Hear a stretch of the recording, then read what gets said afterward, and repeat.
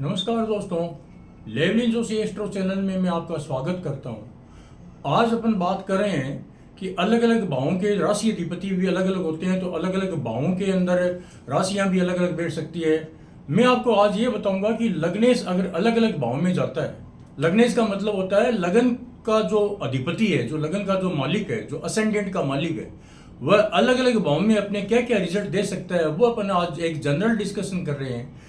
इसके अंदर ये अपने को जरूर ध्यान रखना पड़ेगा कि लग्नेश है अगर अपनी राशि में बैठा हुआ है, अगर अपनी राशि में बैठा हुआ है तो अपना रिजल्ट बढ़िया देगा।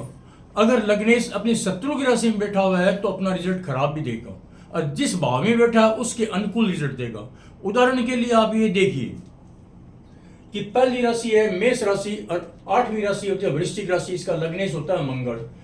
तुला राशि और वृष राशि दूसरे नंबर की राशि होती है, उसका लग्नेश शुक्र होता है, यानी इनका राशि का अधिपति होता है शुक्र। मिथुन राशि और कन्या राशि का अधिपति होता है बुध, ये लग्नेश बनेगा। चंद्रमा कर्क राशि का, सिंह राशि का सूर्य लग्नेश बनेगा। धनु राशि और मीन राशि का लग्नेश होता है गुरु, और मकर राशि और कुंभ राशि इनका अधिपति शनि होता है, इसलिए इनका लग्नेश शनि बनेगा। अब यहां पर अपने को यह तय करना होगा कि लगन के अंदर जो राशि बैठी है वो कौन सी राशि है। मान लीजिए यहां पर आप जो लगन देख रहे हैं, यहां पर 1 नंबर की राशि बैठी हुई है, इसका मतलब कि लग्नेश में इसका मालिक मंगल हो गया। अगर मान लो मैं यहां पर 8 नंबर लिखता तो भी मंगल ही होता। अगर मैं यहां पर 3 नंबर लिखता तो लग्नेश कौन होता? बुध होता। अगर मैं यहां पर 5 नंबर लिखता तो लग्नेश कौन होता? कि सूर्य होता। ये तो हुई एक बात। अब यहां पर अपन देखते हैं कुंडली के तो 12 भाव होते हैं। प्रथम भाव जो शरीर का होता है, दूसरा भाव कुटुंब का होता है।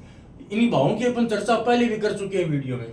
तीसरा जो भाव होता है, यहाँ 3 नंबर की राशि है, तीसरा भाव भी है, इसका मालिक जो है बुध है यहाँ पर। लेकिन अगर मान लो कोई जरूरी नहीं है कि यहाँ पर 3 नंबर ही लिखा हुआ है, यहाँ पर 10 नंबर लिखा हुआ जाएगा, तो तृतीय अधिपति यानी third Lord of third house होगा, वो कौन होगा?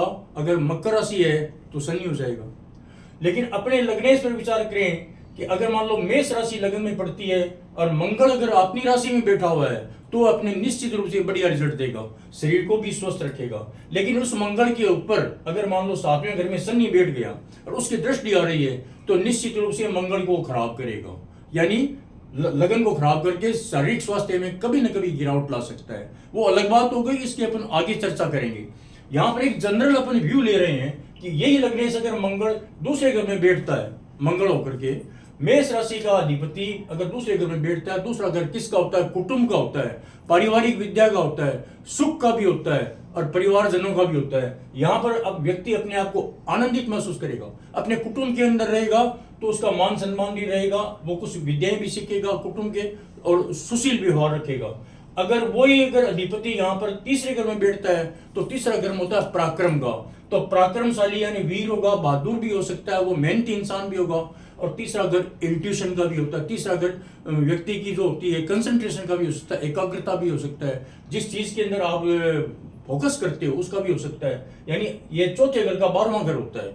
यहाँ पर लग्नेश अगर बैठता है तो व्यक्ति की तीक्ष्ण बुद्धि भी हो जाती है। अगर यहाँ पर यही बात अगर मान लो मैं कहता हूँ अगर वृश्चिक राशि आती है और यहाँ पर शनि बैठता है, तो शनि बैठने के कारण से तो तीसरे घर के ऊपर शनि की तीसरी दृष्टि आती है, तो व्यक्ति जो होगा उसकी क्या होगी? कैचिंग पावर जो होगी वो मजबूत होगी, यानी इंटेलिजेंट होगा व्यक्ति, साधारण आदमी नहीं होगा। यहाँ पर चौथे घर के अंदर लग्नेश बैठता है, चौथा घर माता का होता है, वाहन का भी हो सकता है, मकान का भी हो सकता है, संपत्ति होती है, तो माता पिता का सुख व्यक्ति को मिलेगा अगर लग्नेश चौथे घर में बैठा है। अगर यही लग्नेश अगर 5वें घर में बैठता है तो 5वां घर संतान का होता है, विद्या का होता है, राजनीति का होता है, मंत्र शक्ति का होता है, मंत्री का होता है। यहाँ पर लग्नेश अगर बैठता है तो व्यक्ति बुद्धिमान, निश्चित रूप से बुद्धिमान होगा, दूसरों को एडवाइस देने वाला भी हो सकता है, संतान सुख भी मिलेगा, लेकिन संतान सुख मध्यम मिलेगा। इसके कारण आगे अपन डिटेल बात करेंगे। पहले संतान के बारे में उसको चिंता रहेगी। यही लग्नेश अगर छठे घर में बैठता है तो छठा घर होता किसका है? रोग का भी हो सकता है, शत्रु का भी हो सकता है, गुप्त शत्रुओं का भी हो सकता है। यहाँ पर लग्नेश अगर अकेला बैठा है तो शत्रुओं का दमन करेगा, बेशर्ते कि वह पाप ग्रह होना चाहिए। मंगल है, शनि है, राहु अगर यहाँ छठे घर में बैठता है तो शत्रुओं का नाश भी करता है और रोग भी नहीं होने देता। लेकिन उसी लग्नेश के ऊपर अगर पाप ग्रह की दृष्टि 7वीं जैसे शनि यहाँ बैठ करके आ गया तो निश्चित रूप से व्यक्ति बीमार पड़ेगा और उस व्यक्ति के शत्रु उसको परेशान करते रहेंगे, परिवारजन लोग उसको परेशान करेंगे।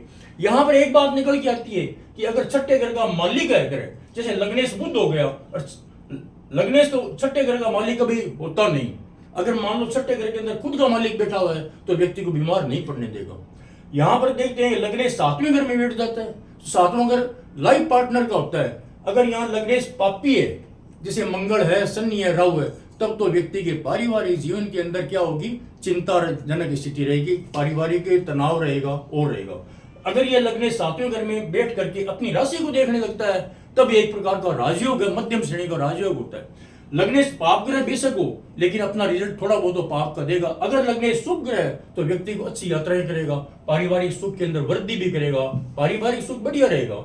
अगर लग्नेश मंगल है और ये आठवें घर में बैठ गया तो आठवां घर, यहाँ लग्नेश मंगल आठवें घर में बैठ गया, अपनी राशि में आयु सुख को बढ़ाएगा, व्यक्ति को चिंता नहीं होने देगा।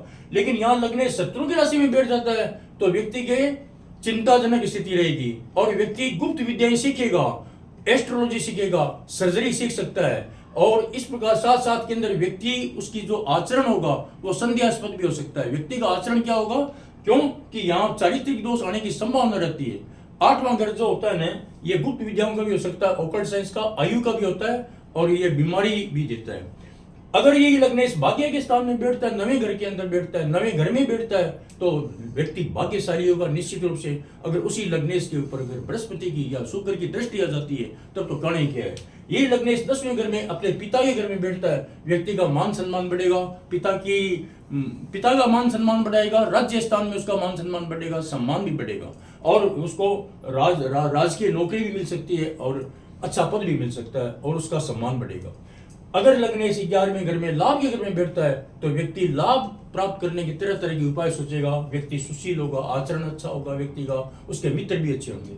व्यक्ति लग्नेश अगर 12वें घर में बैठता है तो 12वां घर क्या होता है, 12वां घर खर्चे का होता है, व्यक्ति का स्वास्थ्य डाउन हो जाएगा। लेकिन यही लग्नेश अगर यहाँ पर बैठ करके अपने मित्र राशि में बैठा हुआ है तो आप याद रखिए 12वां घर है क्या, ये जो भाग्य स्थान से 1, 2, 3, 4 केंद्र स्थान पड़ता है तो भाग्य स्थान का मंदिर है ये।